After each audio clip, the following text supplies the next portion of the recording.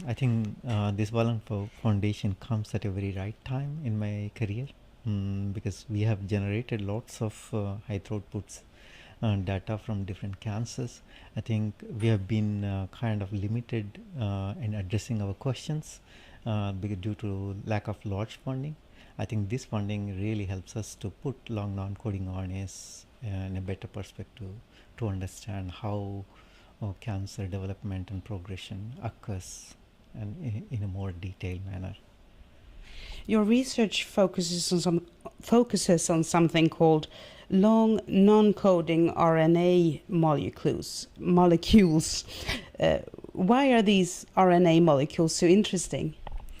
The reason is that this interest came from very recent studies on using these sequencing technologies. Actually, these recent sequencing technologies can analyze RNA or DNA sequence, you mean genome sequence, can be done in 3 to 4 days. So, and also these analysis methods are also kind of they extracted the information from the sequencing very well.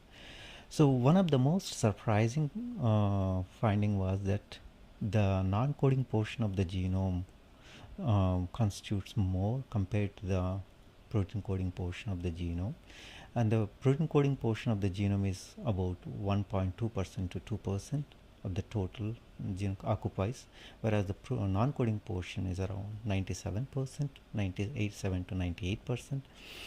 And these RNA sequencing recent RNA sequencing analysis shows that nearly 98% of the transcriptional output is non-coding RNA, whereas 1.2 to 2% is protein coding RNA. So that means that this non-coding RNA is generated in a huge amounts. And another very interesting finding was that if we compare the genomes of bacteria to humans, the number of protein coding genes more or less similar between the bacteria and human, but the non-coding portion of the genome is quite huge. So somehow the information in the non-coding portion of the genome is linked to the organismal development or complexity, so called.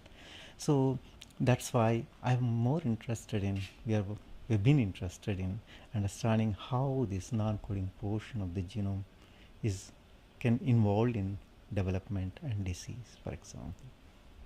So this is a huge funding. It's over 40 million Swedish crowns during 5 years. How will you use the money? I think, as I said, that this comes as a very critical point. We have a large data sets of RNA molecules, and in order to understand their functional significance, so we have to use a lot of high throughput screenings, function screening that requires a lot of money.